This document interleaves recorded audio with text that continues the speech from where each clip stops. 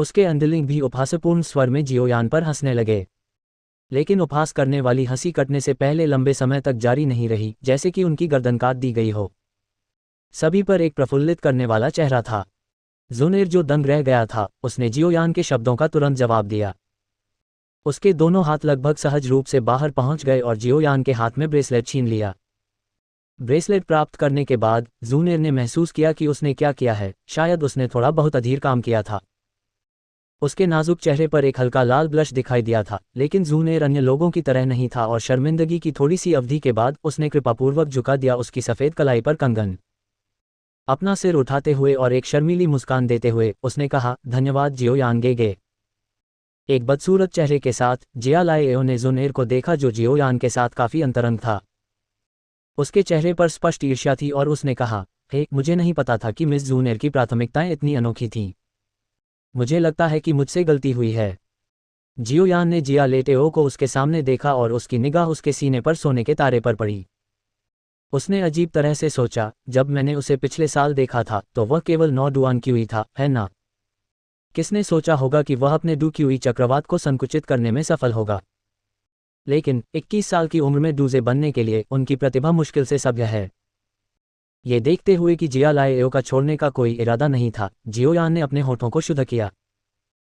वह जिया झूठेओ के पीछे की शक्ति और स्थिति से प्रभावित नहीं था और चूंकि जियो कबीले और जिया लाई कबीले के पहले स्थान पर अच्छे संबंध नहीं थे, इसलिए उसे विनम्र कार्य करने की कोई आवश्यकता नहीं थी। अपनी नाक को सहलाते हुए जियोयान ने हल्के से कहा, जिया लियाओ यंग मास्टर, आपकी महिलावादी आदतें पूरे वुतांग शहर से जानी जाती हैं। जन अभी भी युवा है और उसके पास आपके छेड़खानी खेलों के साथ खेलने का समय नहीं है, इसलिए उम्मीद है कि आप भविष्य में अन्य लड़कियों के पीछे जा सकते हैं। उससे दूर रहो। जिया लाएओ से बात करने के बाद जियोयान ने हरे चेहरे वाले जिया झूठ को नज़रअंदाज कर दिया और अपनी उम्र का इस्तेमाल एक सुनहरे से अहंकार से बात करने के लिए एक फ़ायदा के रूप में किया। ठीक है। जन की फुर्तीली आंखें बिना किसी झिझक के झपकाती और सिर हिलाती हैं। उसके लिए जिया लाएओ सिर्फ एक अजनबी थी जिसे उसने 1-2 बार देखा था, जबकि जियोयान उसके लिए अपूरणीय था। चूंकि जियोयान ने उसे जिया लाएओ से दूर रहने के लिए कहा था, वह बस उससे दूर रहेगी। जन के लिए चुनाव कठिन नहीं था। जियाओयान के शब्दों पर ज़ुनैर को सिर हिलाते हुए देखकर जिया लाएओ का मुंह फड़कने लगा। उसने अपनी मुट्ठियां घुमाईं और अपने सामने शांत और भावहीन युवक को ठंडे बस्ते में देखा। जिया झूठेओ के एंडलिंग्स ये देखकर कि उनका युवा मास्टर काफ़ी गुस्से में था, जल्दी से आगे बढ़ा और जियोयान और जियोजून दोनों को घेर लिया। उनकी निगाहें उनके बुरे इरादों को प्रकट करती हैं। भले ही यह बाजार के भीतर गहरा था, फिर भी आसपास काफ़ी लोग थे और उन्होंने घिरे हुए समूह की ओर अपनी पूछताछ की। जियोयान और जिया लाएओ की वुतांग शहर, जियोयान में प्रतिभा से अपंग होने के लिए और जिया झूठेओ में अन्य महिलाओं के साथ सम्मानजनक मुठभेड़ों से कम के लिए काफ़ी प्रतिष्ठा थी। भले ही वे बदनाम थे, फिर भी वे शहर के भीतर प्रसिद्ध थे। जिया लेटेओ के समूह की गतिविधियों को देखते हुए जियोयान की भौं उछल गई और उसके युवा चेहरे पर आत्मविश्वास का संकेत रेंग गया। हल्के से अपना सिर घुमाते हुए वह बाजार के भीतर एक जगह की ओर सीटी बजाता है। जियोयान की हरकतों को देखकर सभी ने अपना सिर उस दिशा में घुमाया जिसमें जियोयान ने सीटी बजाई और देखा कि बाजार के गार्ड पेयन की अगुवाई में उग्र रूप से आ रहे हैं। अपने साथी गार्डों के साथ पेयन जियोयान की ओर दौड़ा और जल्दी से बाजार के गार्डों ने जिया लाएओ के एंडलिंग्स को घेर लिया जो जियोयान और जियोजून के आसपास थे। तीसरा युवा मास्टर, कुछ भी गलत? जियोयान तक चलते हुए पेई ने जिया झूठ पर अपनी नज़र घुमाए और फिर सम्मानपूर्वक जियोयान से पूछा। जियोयान हल्के से मुस्कुराता है और हरे चेहरे वाले जिया झूठ का सामना करने के लिए मुड़ा। उन्होंने बेपरवाह होकर कहा, जिया झूठेओ यंग मास्टर, ये बाजार जियो कबीले द्वारा नियंत्रित है, क्या आप वाकई यहाँ लड़ना चाहते हैं? जिया लाएओ की आंखों ने पेयन के लिए उसके डर का खुलासा किया, लेकिन उसने तुरंत जियोयान पर उपहास किया, क्या आप केवल अपने कबीले पर भरोसा करना जानते हैं? अगर तुम आदमी हो, आप क्या कहना चाहते हैं? अगर मैं एक आदमी हूं तो मैं आपसे एक एक करके लड़ूंगा, है ना? जियोयान ने अपना हाथ लहराया और जिया लेटेओ को काट दिया। जिया लाएओ ने फिर से उपहास किया और चुनौती के संकेत के साथ उन्होंने कहा, हाँ, क्या आप डरते हैं? जिया लाएओ के अभिमानी चेहरे को देखते हुए जियोयान ने असहाय रूप से आह भरी और अपने माथे को महसूस करने के लिए अपना हाथ ऊपर किया। क्षण भर बाद उसने अपना सिर उठाया और अपना कंधा सिकोड़ लिया और मासूमियत और भोलेपन के साथ उसने पूछा, जिया झूठ बोलो एओ यंग मास्टर, मैं पूछना चाहता हूँ, आप कितने साल के हैं? जिया का किनारा एओ का मुंह फड़क गया और वह कोई प्रतिक्रिया नहीं देता। बड़ा आदमी, तुम पहले से ही 21 के हो। मैं कितने साल का हूँ? 15। आप वास्तव में एक ऐसे बच्चे से पूछ रहे हैं जिसने आपसे लड़ने के लिए अपनी उम्र की रस्म का पालन नहीं किया है। क्या आपको नहीं लगता कि आपका अनुरोध शीर्ष पर है? क्या आप शर्मिंदा नहीं हैं? जियोयान की मासूम उपस्थिति इतनी यथार्थवादी थी कि उसके बगल में जूनियर मदद नहीं कर सकता था, लेकिन एक नर्म हंसी उड़ाता था। हाँ, युवक की बातें सुनकर भाड़े के और व्यापारी स्टॉल मालिकों ने भी हंसते हुए कहा। जियोयान सही था। अपनी वर्तमान उम्र में जियोयान को केवल एक बच्चा माना जा सकता था, लेकिन जिया झूठेओ को एक वयस्क माना जाएगा। इस तरह की एक चुनौती ने सभी को जिया झूठेओ पर नीचा दिखा दिया। भीड़ की हंसी ठंडे पानी की बाल्टी की तरह थी और जिया को लेटाओ को उसकी शांति वापस पाने में मदद मिली। जियोयान की परिपक्वता और शांति से लेकर उनके भावहीन रवैये तक, लोगों के लिए यह भूलना बेहद आसान था कि वह वास्तव में कितने साल का था। इसलिए जियोयान ने अपनी उम्र के कहने के बाद जिया लाएओ को आखिरकार याद आया कि उसके सामने खड़ा युवक केवल 15 का था। अपने दांत काटते हुए जिया लाएओ ने जियोयान के पीछे के गार्डों की ओर देखा और महसूस किया कि उसके पास आज प्रतिशोध का कोई मौका नहीं है। वह केवल अपना सिर हिला सकता था और ठंड से कह सकता था, एक और साल और आप उम्र के अनुष्ठान के दौर से गुजर रहे होंगे, है ना? मुझे लगता है कि आपके जैसा अपंग व्यक्ति उम्र की रस्म के आने के बाद केवल किसी दूर दराज और गरीब गांव में भेजा जाएगा। उस समय आपके पास वुतांग शहर में प्रवेश करने की शक्ति भी नहीं होगी, जो बहुत दयनीय है। जियोयान हल्के से मुस्कुराता है और बेपरवाह अपने कंधों को सिकोड़ता है। जिया लेटिआओ की पलकें टिमटिमाती हैं। उसे पता नहीं क्यों, लेकिन जब भी उसने अपने सामने युवक का शांत चेहरा देखा तो उसके भीतर एक रहस्यमय क्रोध उबल पड़ा। आप केवल एक अपंग हैं और ऐसा व्यवहार करने की कोशिश कर रहे हैं जैसे आप सब कुछ जानते हैं। जबरदस्ती अपने क्रोध को दबाते हुए जिया लाएओ ने एक ठंडा हंफ को छोड़ दिया और अपने हाथ की एक लहर के साथ भीड़ से बाहर निकलने का आदेश दिया। अरे ठीक है।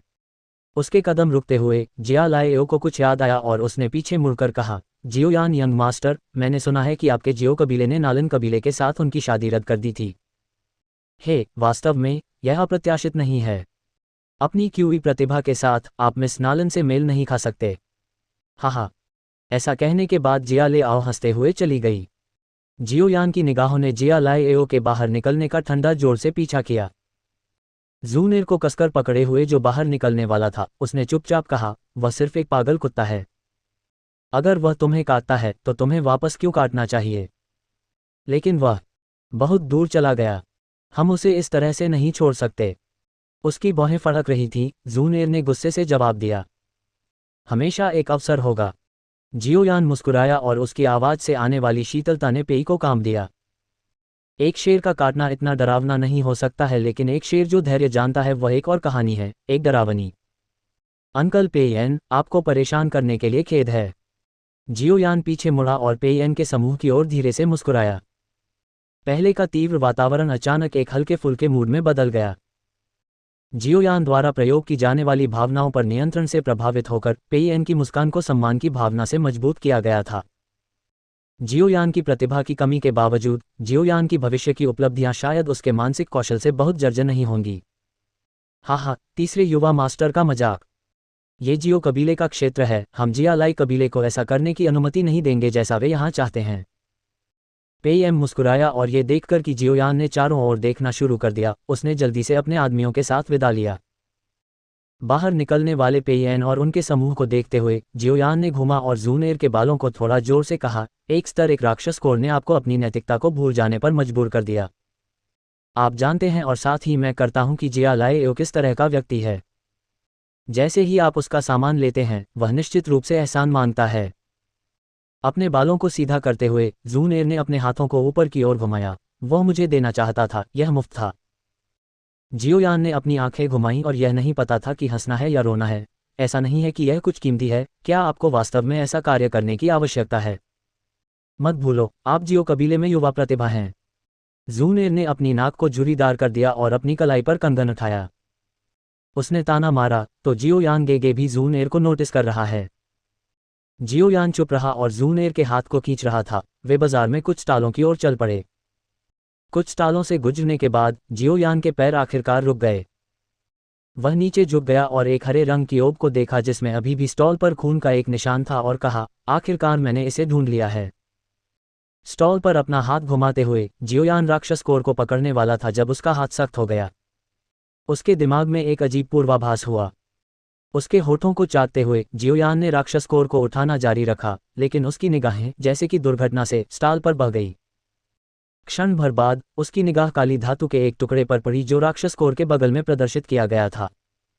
काले धातु का टुकड़ा जंग के कई धब्बों और यहां तक कि गंदगी के 2 धब्बे के साथ बेहद पुराना लग रहा था।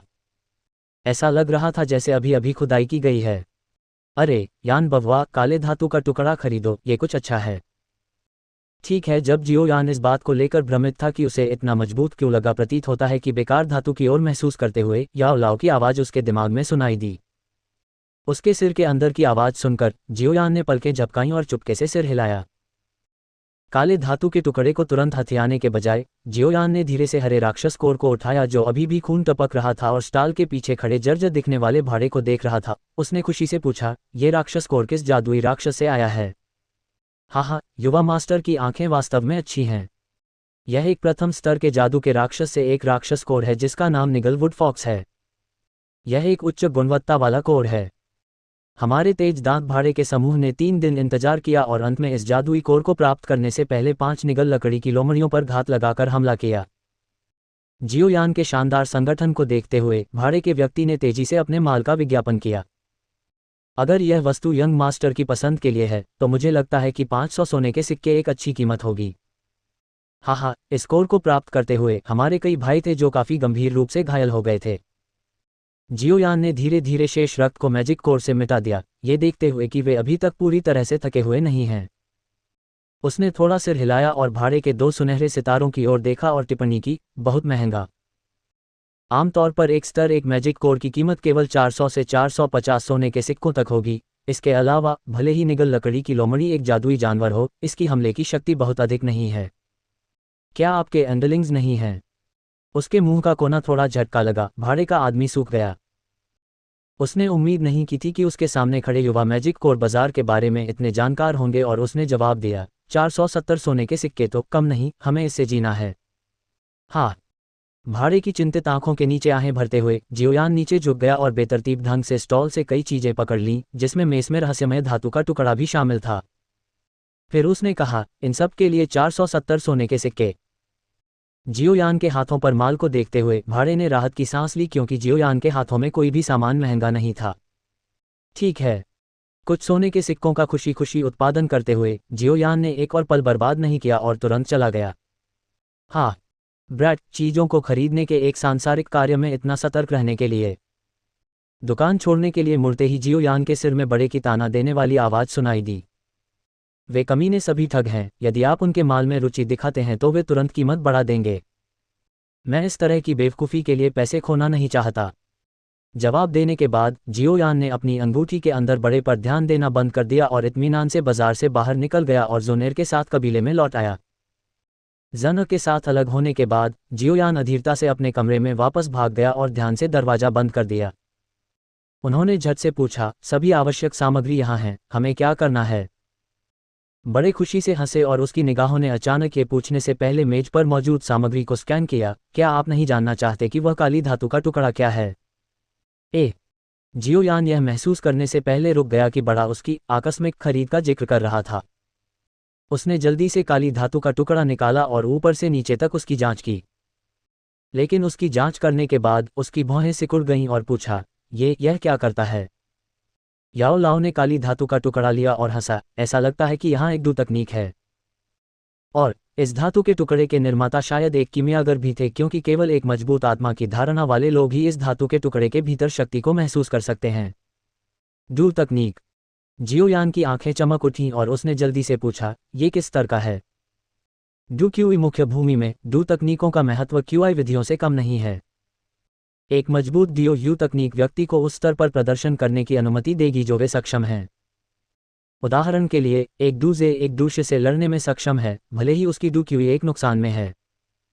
डू तकनीक और क्यूई विधियां दोनों घटती शक्ति, तियान, डी, हुआन और हुआन के 4 स्तरों में विभाजित हैं। आमतौर पर डीओयू तकनीक जो आसानी से सुलभ होती हैं, वे उच्च हुआन स्तर पर होती हैं और उच्च डीओयू तकनीकों के लिए किसी को एक बड़े कबीले या गुट में जाना होगा। बेशक डू क्यूई मुख्य भूमि बहुत बड़ी है और कुछ विशेष परिस्थितियां हैं जिनमें शीर्ष डू तकनीक खो जाती है और कुछ भाग्यशाली व्यक्ति द्वारा पाई जाती है। जियोयान के पास अभी जो काली धातु का टुकड़ा है वह शायद किसी प्राचीन व्यक्ति का खोया हुआ काम था। याओ लाओ ने धातु की प्लेट को चारों ओर घुमाया और मुस्कुराया, वैक्यूम हैंड, लो जुबान लेवल। कम हुआ स्तर। जियोयान का चेहरा खुशी से भर गया। उन्होंने यह उम्मीद नहीं की थी कि उन्होंने जो कचरा खरीदा है उसमें हुआ स्तर की डू तकनीक होगी। अपने स्वयं के कबीले में, जियो कबीले में, उच्चतम डू तकनीक केवल एक मध्य हुआ स्तर थी और केवल कबीले के नेता और कुछ बुजुर्ग इसे सीख सकते थे। वैक्यूम हैंड, यदि अधिकतम करने के लिए प्रशिक्षित किया जाता है तो यह उन पत्थरों को चूस सकता है जो हजारों पाउंड हैं। दुश्मनों के खिलाफ ये जबरन उनके शरीर से खून चूस सकता है। जबरन शरीर से खून चूसना। उसका चेहरा आश्चर्य से भरा हुआ था। जियोयान ने शुष्क रूप से निगल लिया और कहा, ये बहुत बढ़िया है। एक बार जब खून शरीर से निकल जाता है तो वे मर जाते हैं। अभी तक खुश मत रहो। ये तभी काम करता है जब आपका स्तर आपके प्रतिद्वंद्वी से अधिक हो। यदि आप अपने से अधिक मजबूत किसी व्यक्ति से मिलते हैं तो वे आपके करीब आने के अवसर का उपयोग कर सकते हैं और बदकिस्मत आप होंगे। याओ लाओ ने लापरवाही से धातु की प्लेट को किनारे कर दिया। ऐसा लगता है कि वह डू तकनीक के बारे में बहुत अधिक नहीं सोचता। याओ लाओ उच्च स्थिति का था और स्वाभाविक रूप से उच्च मानक थे, लेकिन जियोयान के लिए यह एक उच्च स्तर की डू तकनीक थी। उसने तुरंत खुशी से उसे उठाया और हंसा। इसके साथ भी ये कबीले में डू तकनीकों से बेहतर है। मैं इसे अब से सीखूंगा। हाँ, आपकी तीसरी डुआन क्यूई के साथ यह आश्चर्यजनक होगा यदि आप अपने वैक्यूम हाथ से एक पेड़ की शाखा को खींच सकते हैं और आप किसी से खून चूसना चाहते हैं। अपना सिर हिलाते हुए याओ लाओ ने जियोयान की भारी आलोचना की। अपनी आंखें घुमाते हुए जियोयान ने याओ लाओ को नज़रअंदाज कर दिया और धातु के टुकड़े को गले लगाते हुए मुस्कुराया। अपने आप को देखें, कम हुआ डू तकनीक होने से आपको ये खुशी मिलती है। आप मुझे शर्मिंदा कर रहे हैं। असहाय रूप से अपना सिर हिलाते हुए याओ लाओ ने टेबल पर राक्षस कोर को पकड़ लिया और जियोयान को आदेश दिया, जाओ एक बड़ा कटोरा पानी ले आओ। ये देखते हुए कि याओ लाओ गोली को परिष्कृत करना शुरू करने वाले थे, जियोयान ने जल्दी से काली धातु का टुकड़ा दूर कर दिया और खुशी खुशी तैयारी करने चला गया। शांत कमरे में याओ लाओ ने अपने बाएं हाथ से बैंगनी ब्लूग्रास उठाया। क्षण भर बाद वह एक गहरी सांस छोड़ता है और उसके हाथ में एक सफ़ेद लौ दिखाई देती है। जब लौ दिखाई दी तो कमरे के भीतर का तापमान तेजी से बढ़ा।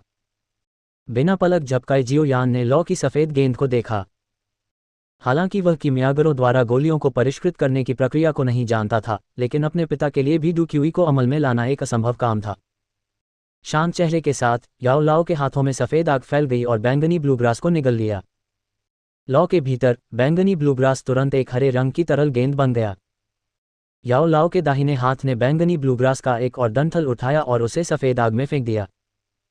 बैंगनी ब्लूग्रास के तीनों डंठल को आग में फेंक दिया। गेंद हरे तरल का स्पष्ट रूप से बड़ा हो गया। हरा तरल धीरे धीरे आग के भीतर सिकुड़ गया। उच्च तापमान ने लगातार हरे तरल के भीतर अशुद्धियों को जला दिया। लौ के साथ हरा तरल मात्रा में छोटा और छोटा हो गया। कुछ सेकंड के बाद ये केवल अंगूठे के आकार के बारे में था। तीसरे कदम ने पूरे 1 घंटे का समय लिया, लेकिन याओ लाओ अभी भी ऊर्जा से भरा हुआ लग रहा था और बिना किसी थकान के। पूरे 1 घंटे के बाद सख्त राक्षस कोर हरे तरल की एक गेंद बन गया था। याओ लाओ के जादुई सूत्र से राक्षस कोर के भीतर हिंसक ऊर्जा को नरम कर दिया गया था। उसके हाथ पर सफ़ेद लौ धीरे धीरे गायब हो गई। याओ लाओ के हाथ के ऊपर तैरती हरी गेंद को देखते हुए जियो याओ ने अपने हाथों को आपस में रगड़ा। अपनी श्रेष्ठ आत्मा की धारणा के साथ वह स्पष्ट रूप से ऊर्जा की गेंद के भीतर भरपूर ऊर्जा को महसूस कर सकता था। शिक्षक, क्या मैं इसे अभी खाता हूँ? जियोयान ने अपनी आंखें झपकाईं और अधीरता से पूछा। अगर तुम मरना चाहते हो तो खाओ। अपने क्यूई पथों के साथ आप कुछ ही सेकंड में एक सच्चा अपन बन जाएंगे। जियोयान को एक सफ़ेद आंख देते हुए याओ लाओ गेंद को उड़ाता है और यह सटीक रूप से पानी के कटोरे में उड़ गया। तुरंत साफ पानी का कटोरा गहरे हरे रंग की छाया में बदल गया। अब से आपको वहां प्रशिक्षण लेना चाहिए। अपनी प्रतिभा के साथ और किसी भी अप्रत्याशित परिस्थितियों को छोड़कर आपको 1 साल के भीतर 7 डुआन क्यूई प्राप्त करने में सक्षम होना चाहिए। याओ लाओ ने अपने हाथों से धूल को ताली बजाई और हल्के से जियोयान की ओर मुस्कुराया। स्पष्ट खुशी के साथ जियोयान ने जल्दी से अपना सिर हिलाया। ओह, मैं लगभग भूल गया था। ये दवा केवल 2 महीने तक चलेगी। कौन इसका मतलब है आपको उन सामग्रियों को खरीदने की ज़रूरत है जो आपको हर 2 महीने में फिर से मिली हैं। याओ लाओ ने एक धूर्त मुस्कान का खुलासा किया। जियोयान खुशी उसके चेहरे से गायब हो गई और उसने अनिच्छा से अपना सिर हिलाया। दमित, केवल अमीर लोग ही इस सामान का उपयोग कर सकते हैं। गर्म सूरज खिड़की से छान गया और आलस्य से साफ कमरे में छिड़का। कमरे के भीतर एक नंगे ऊपरी शरीर वाला एक युवक लकड़ी के कटोरे में पार कर बैठा था। उसके दोनों हाथ एक अजीब प्रतीक में एक साथ बुने हुए थे। उसकी दोनों आंखें कसकर बंद थीं, जबकि उसकी सांस शांत थी लेकिन शक्तिशाली थी।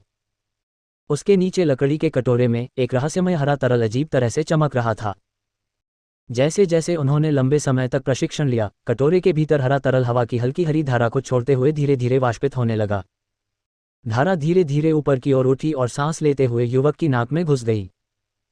एक बार जब उसके शरीर के अंदर धारा थी तो युवक का चेहरा सफ़ेद जैद की तरह चमकदार और चिकना हो गया, मानो उसने अपने शरीर के भीतर लगातार बढ़ती हुई डुक्यूई को महसूस किया। युवक के चेहरे ने एक हल्की मुस्कान का खुलासा किया। अपनी सफलता की पुष्टि करने के बाद युवक यहीं नहीं रुका। उसने अभी भी अपनी आंखें कसकर बंद कर ली थीं और अपने हाथों को उसी स्थिति में रखा था। उन्होंने हिल भी नहीं दिया और अपनी अधिकतम कुशल स्थिति को बनाए रखा, क्योंकि उन्होंने लालच से हरे तरल के भीतर ऊर्जा को चूसा। युवक के शरीर से चिपका हुआ हरा तरल धीरे धीरे उसकी त्वचा से अवशोषित हो गया था, उसकी हड्डियों को मजबूत कर रहा था और उसके कीवी पत्तों को साफ कर रहा था। युवक के बेचैन अवशोषण के तहत अधिक से अधिक हरे रंग की धाराएं कटोरे से निकलीं और धीरे धीरे वे इतने घने हो गए कि उन्होंने युवक के नग्न को ढक दिया। शरीर धुंध की परत में। बेचैन प्रशिक्षण के तहत खिड़की से आने वाले युवक को धीरे धीरे आते देख जियो मेई और उसका समूह धीमा हो गया। उनकी पिछली हंसी भी मर चुकी थी। जियो मेई की ओर से युवा लड़कियों ने उस युवक को देखते हुए अपनी आंखें चौड़ी कर ली जो कभी कबीले का गौरव था। उनके चेहरों पर भाव विविध थे, सहानुभूति से लेकर किसी और चीज तक। जियो मेई जगह पर रुक गया। उसके दिमाग में वह अभी भी जुड़ाव महसूस करती थी और उस युवक से चैट करना चाहती थी जिसने कभी उसके दिल पर कब्जा कर लिया था। लेकिन वास्तविकता ने उसे बताया कि उन दोनों के बीच का अंतर उनके लिए एक साथ रहने के लिए बहुत बड़ा था और एक अपन पर समय बर्बाद करना बिल्कुल स्मार्ट नहीं है। जियो मेई के दिमाग में आराम करने से पहले उसकी भौहें सिकुड़ गईं। उसने सोचा, चलो नमस्ते कहो, कोई बात नहीं, वह अभी भी मेरा ब्याओगे है। जियो मेई के विचारों से अनभिज्ञ जियोयान के हाथ अभी भी उसके सिर के पीछे थे और वह आलस्य से चल रहा था। जियोयान को करीब से देखते हुए जियो मेई के चेहरे पर एक मुस्कान दिखाई दी, लेकिन युवक की हरकतों ने उसके छोटे से चेहरे पर मुस्कान जम गई, जिससे ऐसा लग रहा था कि वह एक अजीब चेहरा बना रही है। अपने सिर के पीछे दोनों हाथों से जियोयान ने समूह को नजरअंदाज कर दिया और सीधे देखा, क्योंकि वह बिना किसी झिझक के युवा लड़कियों के पास से गुजरा था। युवक की छाया में अपना लाल छोटा मुंह खोलकर जियो मेई चौंक गया।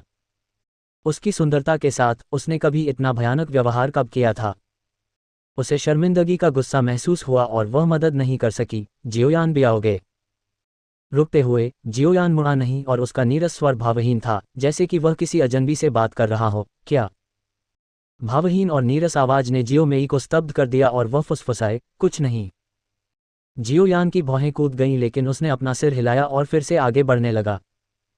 गायब हो रही छाया को देखकर जियो मेई ने गुस्से में अपने पैरों को थपथपाया और एक अलग रास्ते पर चला गया। एक मोड़ पर जियोयान ने एक विशाल कमरे की ओर देखा। कमरे की पट्टिका पर 3 तेज तर्रार और रक्त लाल शब्द थे, डू तकनीक हॉल। द तकनीक हॉल के भीतर चिल्लाना सुनकर जियोयान काफी हैरान रह गए।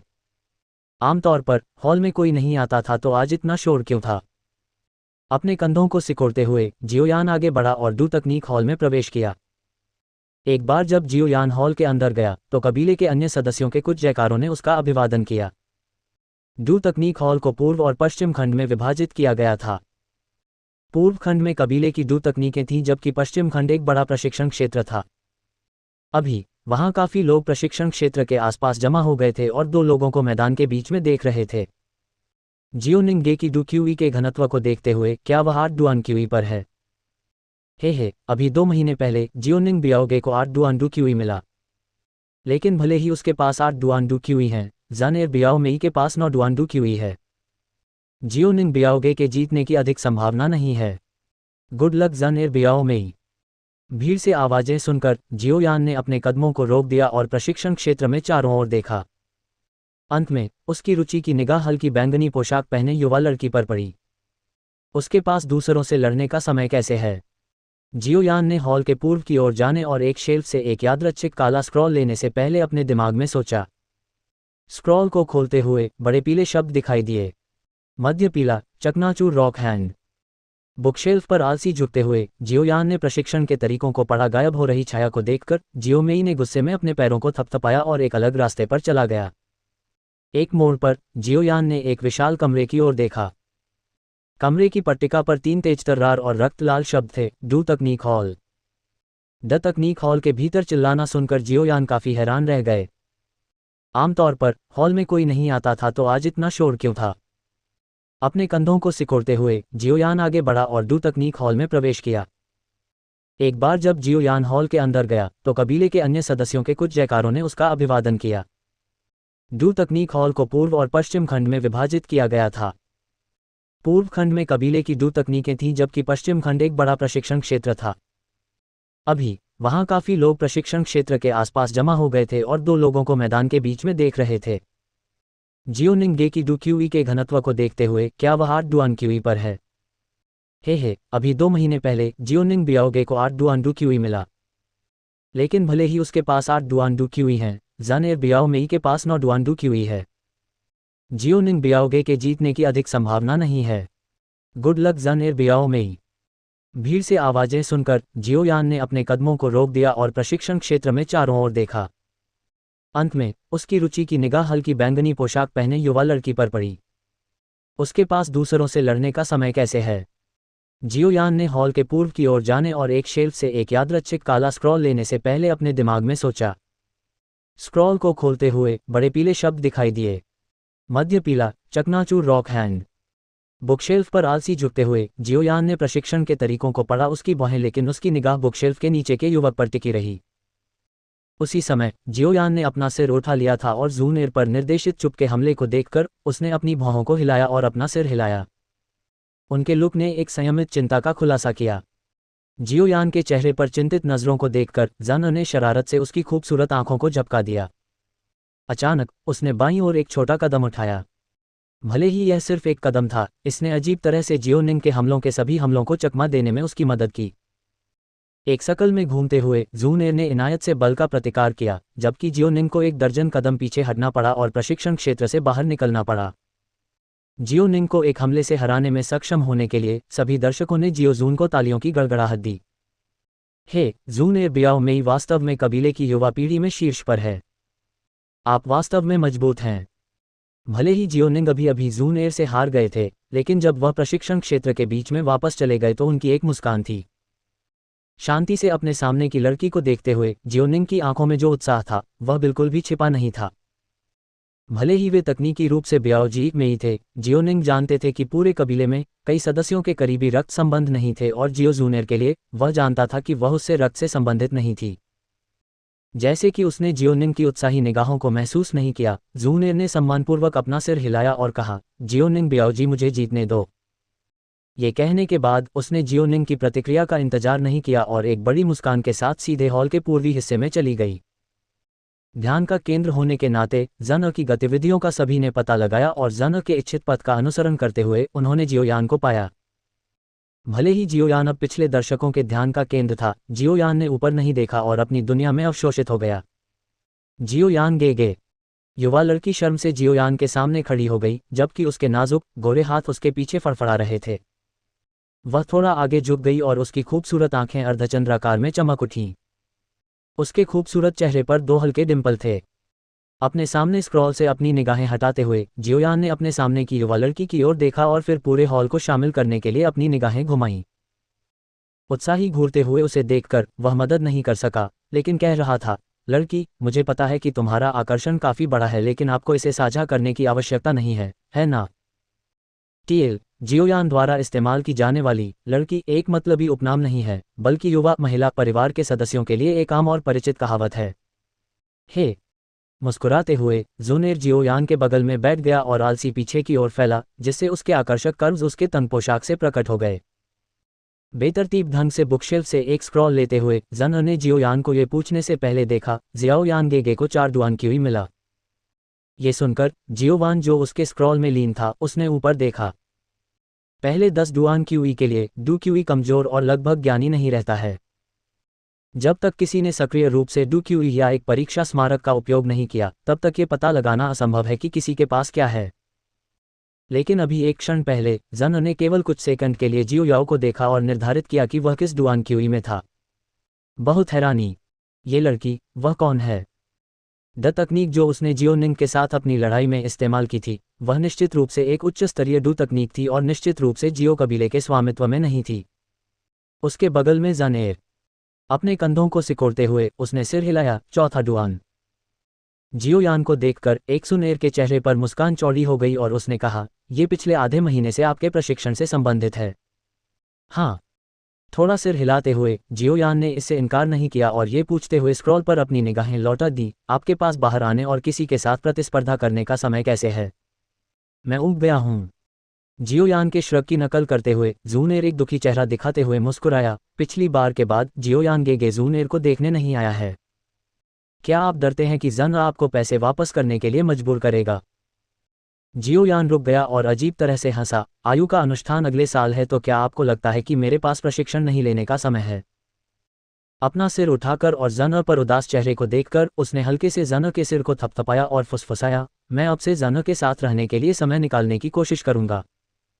जियोयान के वादे को सुनकर ज़ूनेर का छोटा चेहरा आराम से, लेकिन जियोयान के साथ उसकी बात ने हॉल में हर एक व्यक्ति को जियोयान में लाल आंखों वाला बना दिया था। बुकशेल्फ के नीचे उन दोनों को देखते हुए जियोनिंग का चेहरा बेहद बदसूरत था और आराम करने से पहले उसका हाथ मुट्ठी में घुमाया गया और फिर उन्हें फिर से घुमाया गया।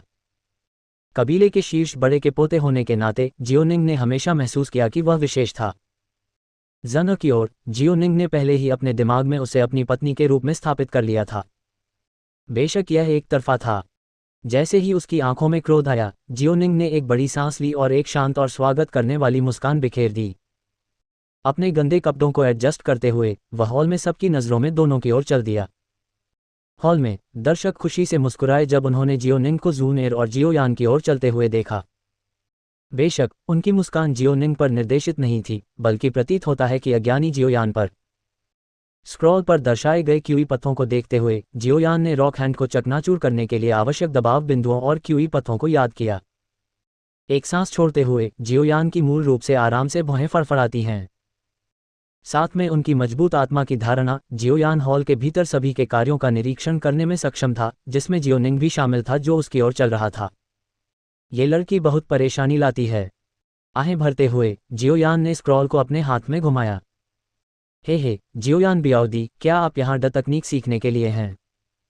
क्या आपको कुछ उच्च स्तरीय लोगों को खोजने में मदद करने के लिए बियाओ जी एमी की आवश्यकता है? कुछ तकनीकों के लिए मुझे नहीं लगता कि आपको उन तक पहुंचने का अधिकार है। जियोयान के सामने मुस्कुराते हुए जियोनिंग ने अहंकार से बात की। टीएल बियाओडी बियाओ जी का युवा संस्करण है जो कि बड़ा भाई है, किसी के तत्काल परिवार में नहीं। जियोयान ने स्क्रॉल को बुकशेल्फ पर वापस रखा और अपना सिर हिलाया। प्रस्ताव के लिए धन्यवाद, लेकिन मुझे नहीं लगता कि मुझे अभी उनकी आवश्यकता है। ओह मैं भूल गया। जियोयान बियाओदी में केवल 3 डुआन क्यूई हैं, इसलिए उच्च स्तरीय तकनीक सीखना बहुत कठिन होगा। हल्के से अपने माथे की मालिश करते हुए जियोनिंग मुस्कुराए। उनके स्वर में उपहास भी उनके चेहरे पर प्रदर्शित किया गया था। जियोयान ने फिर से आह भरी। जियोनिंग उद्देश्य पर उसका उपहास कर रहा था। जियोयान के चेहरे पर एक मामूली वक्र दिखाई दिया जबकि उसने कहा, मुझे पता है कि आप ज़ूनेर का ध्यान आकर्षित करने की कोशिश कर रहे हैं, लेकिन मुझे कहना होगा आप काफ़ी बचकाने हैं। जियोयान के निर्मम शब्दों को सुनकर जियोनिंग का चेहरा काला पड़ गया।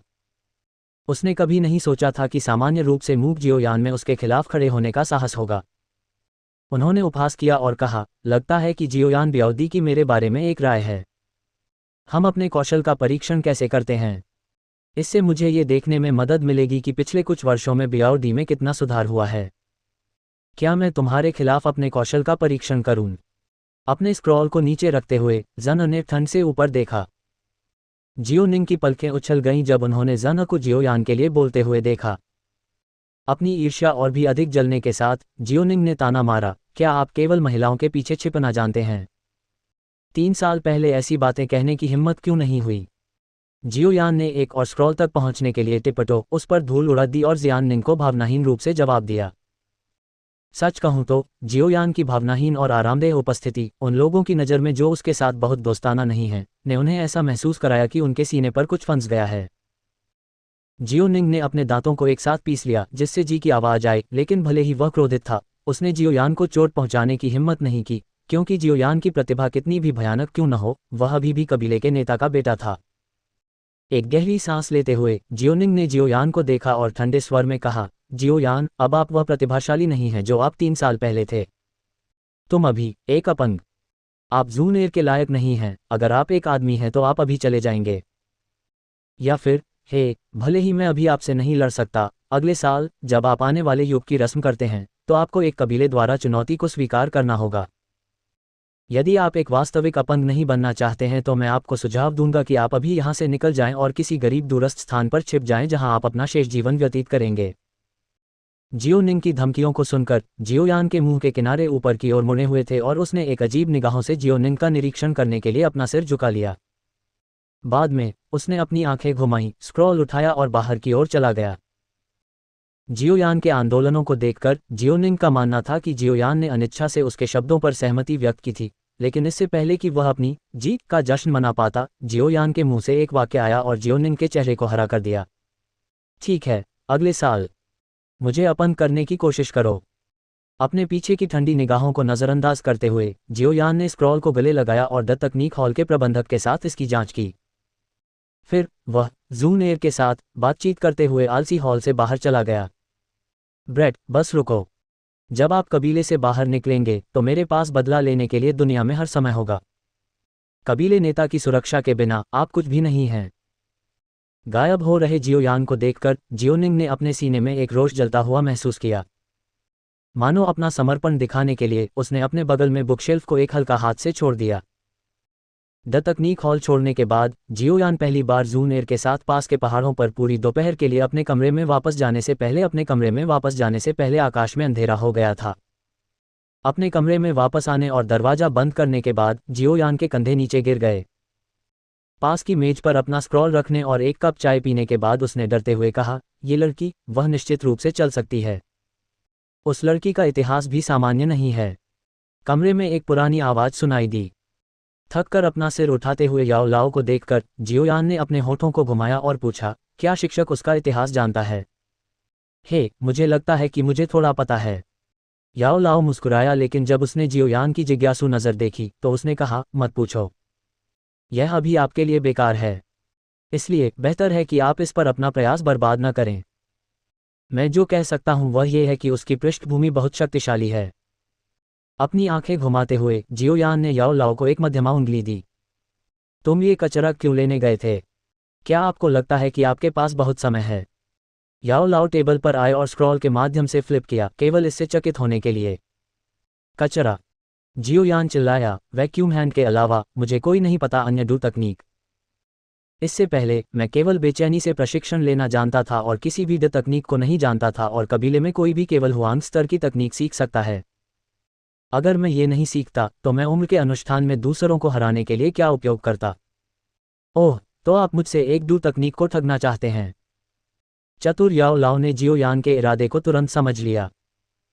भले ही जियोयान ने अपनी योजना का खुलासा कर दिया था, लेकिन उसने ये दिखावा नहीं किया कि वह उसकी योजना नहीं थी और इसके बजाय याओ लाओ को पिल्ला आंखों से देखा। डू तकनीकों के बारे में इतना अच्छा क्या है? एक बार जब आप कीमिया सीख जाते हैं तो लोग आपको उच्च स्तर की डू तकनीक उपहार में देने के लिए लड़ेंगे। याओ लाओ ने हल्के से मुस्कुराया और जियोयान के हमेशा काले चेहरे को नज़रअंदाज कर दिया। लेकिन मुझे अभी उच्च स्तर की डू तकनीक चाहिए, जियोयान ने उदास होकर कहा। उदास जियोयान को देखकर याओ लाओ खुशी से हंसे, आखिरकार आप मेरे छात्र हैं, हालांकि कुछ हद तक दयनीय हैं। ताकि तुम अपंग न बनो, मैं तुम्हें कुछ सिखाऊंगा। ये सुनकर जियोयान ने उत्साहित किया। वह बहुत उत्सुक था कि उसके रहस्यमय शिक्षक उसे किस तरह की तकनीक देंगे। भले ही आपका वैक्यूम हाथ जुबान स्तर का हो, लेकिन उस स्तर पर एक तकनीक के लिए ये कुछ हद तक कमजोर है। चूंकि आपकी डू क्यूई अभी बहुत मजबूत नहीं है, इसलिए मैं आपको एक डू तकनीक सिखाऊंगा जो हुआन स्तर पर है, लेकिन केवल आपको उपयोगी होने के लिए 5 डुआन क्यूई पर होना चाहिए। हुआन स्तर में क्या स्तर है?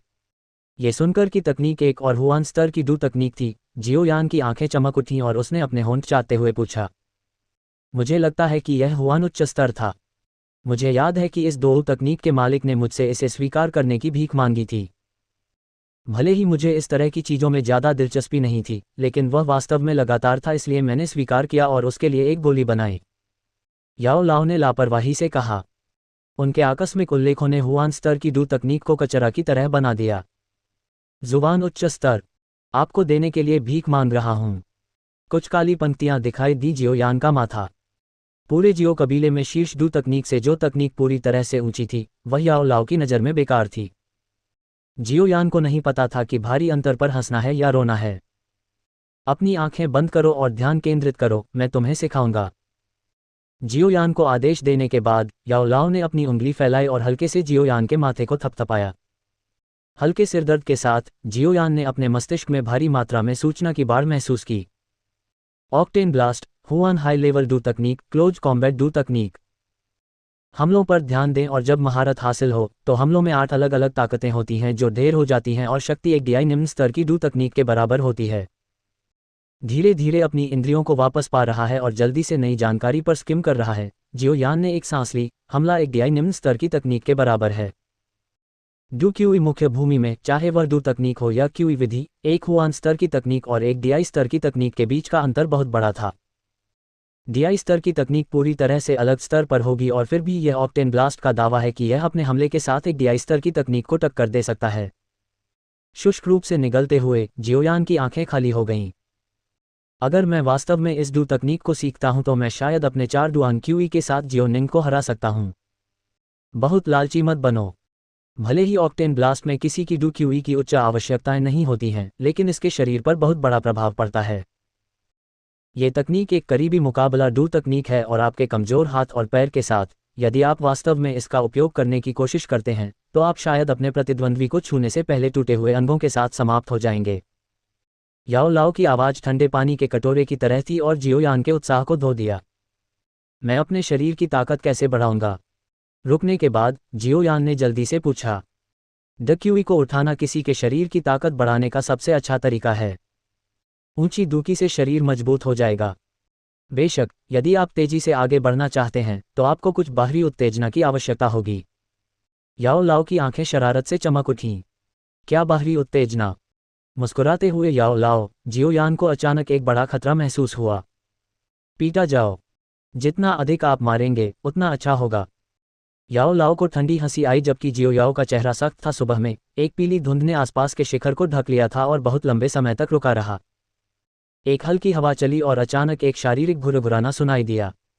शिखर के पीछे एक छिपे हुए खांचे में जियोयान के दोनों पैरों को पेड़ के स्टंप की तरह मिट्टी में डाला गया था। उसके पैर की उंगलियां जमीन से चिपकी हुई थीं, जबकि उसने अपने दांतों को एक साथ कुतर दिया था और उसके माथे पर ठंडा पसीना आ गया था। उसने केवल छोटी पैंट पहनी थी और उसके नग्न ऊपरी शरीर पर कटे हुए निशान थे।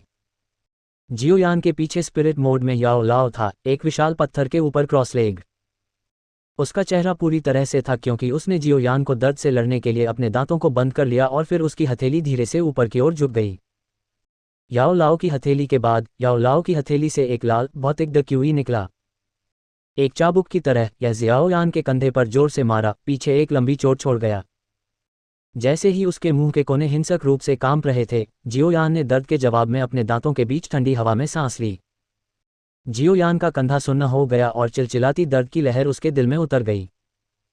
क्रूर दर्द के तहत जियोयान ने महसूस किया कि उसके पैर नर्म हो गए हैं और लगभग संतुलन से गिर गया। ठंड के तार धीरे धीरे उसकी हड्डियों में घुस गए और चुपचाप प्रगति में मजबूत हो गए।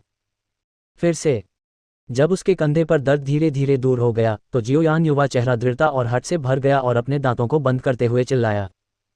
जियोयान को दृढ़ करते हुए याओ लाओ के मुरझाए चेहरे पर एक प्रसन्न मुस्कान दिखाई दी। थोड़ा सिर हिलाया, एक लाल भौतिक ड क्यूई ने फिर से उसकी हथेली से गोली मार दी। छोटे जंगल के भीतर बैंग बैंग बैंग। छोटे जंगल के भीतर हड़ताल के बाद जियोयान नग्न हिट के साथ कमग्रंट्स की आवाज आई। याओ लाओ के हर एक हमले जियोयान के शरीर के लिए अधिकतम धीरज के सटीक बिंदु पर थे। हमलों ने जियोयान को गंभीरता से नुकसान नहीं पहुंचाया, लेकिन फिर भी जियोयान को अधिकतम संभव दर्द दिया। डू क्यूई लैशेस के दर्द ने असहनीय दर्द का कारण बना। जियोयान युवा चेहरे को पीड़ा में विघ्न डालने के लिए मजबूर किया। उसके शरीर पर याओ लाओ के झूलों के साथ अधिक से अधिक कटे हुए निशान दिखाई दिए। बैंग। एक और भौतिक ड क्यूई गोली मार दी और जियोयान की तरह लकड़ी का दांव आखिरकार अपनी सीमा तक पहुंच गया। कमजोर पैरों से वह लकवाग्रस्त होकर नीचे गिर गया। जियोयान ने अपने माथे पर ठंडे पसीने को मिटा दिया और एक खुरदरी मुस्कान बनाने के लिए अपना सिर ऊपर उठाते हुए पूछा, शिक्षक, ये कैसा था? बुरा नहीं, आपने आज 84 डू क्यूई पलकें लीं। ये बहुत बेहतर है जब आपने आधे महीने पहले शुरुआत की थी और केवल 9 पलकें लेने में सक्षम थे। याओ लाओ के चेहरे पर मुस्कान थी और सिर हिलाया। पिछले आधे महीने में जियो यान ने जो दृढ़ता प्रदर्शित की वह मूल रूप से अपेक्षित से कहीं अधिक था। उदाहरण के लिए, आज याओ लाओ ने मूल रूप से सोचा था कि 70 डू क्यूई लैशेस जियोयान की सीमा थी, लेकिन बाद में 84 पलकों तक संरक्षित था। याओ लाओ जियोयान की भावना की प्रशंसा करने में मदद नहीं कर सका। याओ लाओ शब्द सुनने के बाद जियोयान ने एक गहरी सांस ली और जमीन पर गिर गया। जब उसे एहसास हुआ तो वह धीरे धीरे वापस रेंगता रहा और उसने जो कपड़े पहने थे उसे पहन लिया और पास की एक चट्टान पर रख दिया। कपड़े पहनते समय जब भी ठंडे कपड़े घावों के खिलाफ छूते थे, जियोयान ने जीत हासिल की और अपने दांत पीस लिए। पारदर्शी याओ लाओ प्रकाश की किरण में बदल गया और काली अंगूठी के भीतर गायब हो गया। गायब होने से पहले उसने एक मुहावरा छोड़ दिया कि वह ने अनगिनत बार कहा था, जल्दी से वापस जाओ और अपने आप को नींव के अमृत के भीतर डुबो दो, ये सुनिश्चित करने के लिए कि भीड़भाड़ वाला रक्त छिपे हुए घावों को पीछे नहीं छोड़ता है।